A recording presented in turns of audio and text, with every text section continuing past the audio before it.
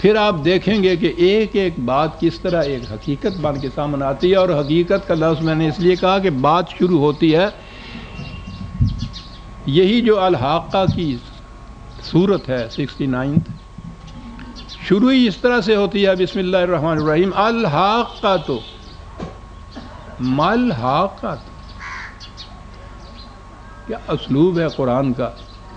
میں بار بار کہا کرتا ہوں کہ تھوڑی سی عربی ضرور آپ جان لیجئے، پھر آپ دیکھیں گے کہ اس میں کیا عجیب لطائف کے نہا اور کیا اتنا لطف آتا ہے اس میں. الحاقہ تو مل حاقہ تو وما ادراک ما الحاقہ تو 3 دفعہ بات لائے. یہ حاقہ کیا چیز ہے؟ حق، حقیقت. ہمارے ہاں تو یہ الفاظ حق اور حقیقت کے ساتھ یہ بھی نظری بن کے رہ گئے ہیں. حق و باطل کی کشمکش، نظریات کی کشمکش، مذاکرے ہوتے ہیں، وہ جو مناظرے ہوتے تھے پہلے، مباحثے ہوتے تھے، ہوتا وہی کچھ ہے، اس کا نام اب مذاکرات رکھ لیا گیا ہے، سیمینارز رکھ لیا گیا ہے، ڈائلاگ اس کا نام رکھا ہے. بات وہی ہے، بدل کے بھیس زمانے میں پھر سے آتے ہیں. اگرچہ پیر ہے آدم، جواں ہے لات و منات، یہ سارے وہ لات و منات ہیں جو حقیقت تک نہیں آنے دیتے انسان کو. حق اور حقیقت کے معنی یہ ہو گئے. کشمکش حق و باطل روز آپ سنتے ہیں. حق کے معنی جو ہیں ادھر چلے جائیے، ترجمے میں بھی ٹروتھ معنی اس کے ہو گئے، وہ بھی ایبسٹریکٹ. یعنی ایک ذہنی سی چیز ہے، کچھ عملی زندگی سے اس کا واسطہ کچھ نہیں ہے. لسان عربی مبین میں جس میں قرآن آیا ہے، حق کے معنی ہوتے ہیں وہ نتیجہ جو محسوس شکل میں سامنے آ جائے.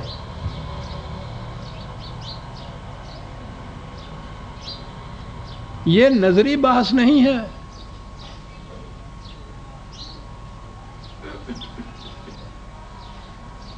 نبی اکرم صلی اللہ علیہ وسلم نے جب یہ دعوت دی تو ایک قبیلہ بنی عامر کا ایک بوڑھا سردار، وہ وسا ہوا ٹیکتا ہوا آیا. اس انداز سے تاریخ میں وہ بیان کیا گیا ہے. اس نے آ کے یہ پوچھا آپ سے کہ آپ جو دعوت دے رہے ہیں یہ کیا ہے؟ آپ نے فرمایا کہ یہ ایک حقیقت ہے، یہ ایک حق ہے جس کی طرف میں دعوت دیتا ہوں، یہ ایک کلمہ ہے جس کی طرف میں دعوت دیتا ہوں. اس نے کہا کہ ہر کلمہ کی ایک حقیقت ہوتی ہے.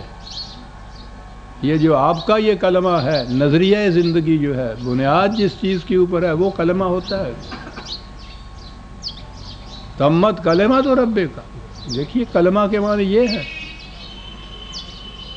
تو آپ کے کلمہ کی حقیقت کیا ہے؟ آپ نے فرمایا کہ یہ اتنے شہر اور اتنے قلعے جو فتح کیے ہوئے ہیں، یہ حقیقت ہے میرے کلمہ کی. حقیقت. آپ نے غور فرمایا حقیقت کے معنی کیا ہو گئے؟ وہ چیز جو اس طرح واقعہ ہو کہ محسوس طور پر سب کے سامنے آ جائے، تو اس میں تو پھر گنجائش ہی نہیں رہتی نا کسی اعتراض کی، بحث کی، مناظرے کی، تردید کی. حقیقت جو ہے وہ محسوس طور پہ اس کا شرط یہ ہے حق کا کہ وہ محسوس طور پر سامنے آنے والی چیز ہو. ریالٹی ہو انگریزی میں اگر سمجھتے ہیں، اس کے برعکس ریالٹی کے ایلیوژن کا لفظ ہے نا ان میں، کہ ایلیوژن نہ ہو، اسے کہا جائے گا حقیقت. اور وہاں سے ہی یہ ہے، حقیقت سے ہی یہ الحاقۃ، محسوس شکل میں سامنے آنے والی بات، ریالٹی. اور پھر وہ جب عربی زبان میں جانتے ہیں الف لام جس داخل ہو گیا ہو تو یوں کہیے جیسے دی ریالٹی، اس کے معنی ہوتے ہیں کہ وہی ریالٹی ہے، کوئی دوسری ریالٹی نہیں ہے. جب دی آ جاتی ہے تو ڈیفینٹ آرٹیکل ہو جاتا ہے الحاقۃ. تو کتنی اہم بات ہے جو آگے بیان ہو رہی ہے، اس کی اہمیت یہ انداز قرآن. الحاقۃ ہو ما الحاقۃ ہو، کہ الحاقہ کی بات اب ہوگی. الحاقہ کیا ہے؟ خود ہی سوال کیا جا رہا ہے. معاف رکھیے. وما ادراک ما الحاقۃ. خدا کے سوا تمہیں کون بتائے گا کہ الحاقہ کیا ہے جس کا ہم ذکر کرنا چاہتے ہیں؟ یہ یاد رکھیے قرآن میں جہاں مادرا کا آیا ہے اس کے بعد اس کا بیان آگے ہوتا ہے اگلی آیتوں میں کہ یہ ہے وہ چیز. یہ نہیں ہے کہ یہ کہہ کے کہ خدا کے سوا تمہیں کون بتائے گا الحاقہ کیا ہے اور بات پھر ختم کر دی جائے. آگے بتایا ہوتا ہے اس کے. تو آپ دیکھیے اس کی اہمیت انداز بیان میں بھی کیسی ہے. الحاقہ تو مال حاقہ تو مادروا کا مال حاقہ تو کیا ہے وہ حقیقت ثابتہ، کیا ہے وہ کنکریٹ ریالٹی جس کا ذکر کیا جائے گا یہاں. اب یہ دیکھیے کہ اس کے بعد قیامت کے تغیرات کا ذکر نہیں کیا جا رہا، اخروی زندگی کے. کذبت ثمود وعاد بالقاریۃ، عاد اور ثمود کی قوموں نے، ان سے کہا جاتا تھا کہ ایک کھٹکھٹا دینے والی چیز ہے جو تمہارا پیچھا کر رہی ہے، آ رہی ہے، قاریہ. یہ دو چیزوں کے باہمی ٹکرانے سے جو آواز نکلتی ہے اس ٹکراؤ کی آواز، اور پھر کیا بات ہے ان عربوں کی، اس قسم کی وہ آواز تباہی جو کسی کھیتی کو ویران کر دے، بے برگ و دیاہ کر دے. قوم کی کھیتیاں اجڑ جائیں، ویران ہو جائیں. اس قسم کا تزاحم، اس قسم کا تصادم، اس قسم کا کٹراؤ قوم سمود اور عاد نے، ان کے انبیاء ان سے کہتے رہے کہ تمہارے باطل کے نظام کا یہ نتیجہ مرتب ہو کر رہے گا. کذبت، انہوں نے کہا کیا کہہ رہے ہو، ہم نے سب انتظام کر رکھے ہیں، ہماری طرف کوئی آنکھ اٹھا کے نہیں دے سکتا. تکذیب کی انہوں نے اس چیز کی، جھٹلایا کہ غلط کہتے ہو، اس کا انجام یہ نہیں ہوتا.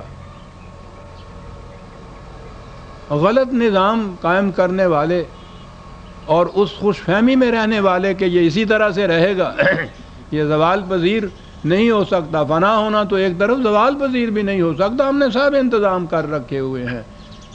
وہ کہتا ہے کہ جب وہ انجام آتا ہے من حیث لا یشعرون، ان راہوں سے آتا ہے جو تمہارا علم تو ایک طرف شعور میں بھی نہیں ہوتی. کیا بات ہے، شعور میں نہیں ہوتی. شعور کو انہوں نے اپنے شعور کو غلط فہمی میں مبتلا کر رکھا ہوتا ہے. وہ شعور خالص ہوتا نہیں ہے ان کا. ان راہوں سے جو تمہارے شعور میں نہیں آ سکتی تھی. اگر وہ شعور تمہارا خالص ہوتا، نگاہوں پہ پٹی نہ بندھی ہوئی ہوتی، تو وہ راستے تمہیں نظر آ جاتے. آنے والا وہ قاریہ، وہ عذاب جو تھا وہ تمہارے دکھائی دے دیتا، جیسے لاوا آتا ہے کسی قوم کی طرف. کیا ذکر کیا الحاقہ، حق کیا ہے، حقیقت کیا ہے. کہا آؤ، قوم عاد و ثمود کی داستانیں تمہیں بیان کر چکے ہیں نا ہم. اب یہاں وہ پوری داستانیں نہیں دہرائی جائیں گی. کہا جائے گا کہ وارن کرنے والوں نے، آگاہ کرنے والوں نے ان کو آگاہ کیا کہ اس نظام، اس تمہارے باطل کے نظام کا نتیجہ تباہی ہوگا، اور انہوں نے کہا غلط ہے، جھوٹ بولتی ہو، نہیں ایسا ہو سکتا.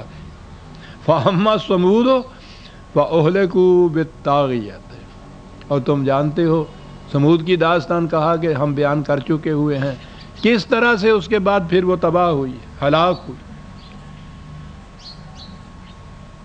اس قسم کے عذاب سے طاغیہ، حدود فراموش تھا. وہ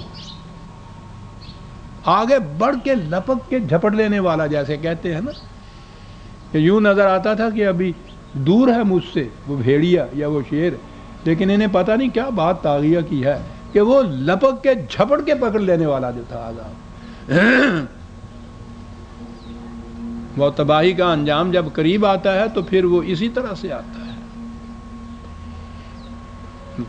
جھپٹ لیتا ہے لپک کر، وہ اس عذاب سے پکڑے گئے. وَأَمَّا عَادٌ فَأُهْلِكُوا بِرِيحٍ صَرْصَرٍ عَاتِيَةٍ، وہاں وہ اس قسم کا جھکڑ چلا کہ زندگی کا نام و نشان تک اس نے مٹا دیا. دیکھیے قوموں کا ذکر ہو رہا ہے، بتایا تھا کہ تمہیں خدا بتائے گا کہ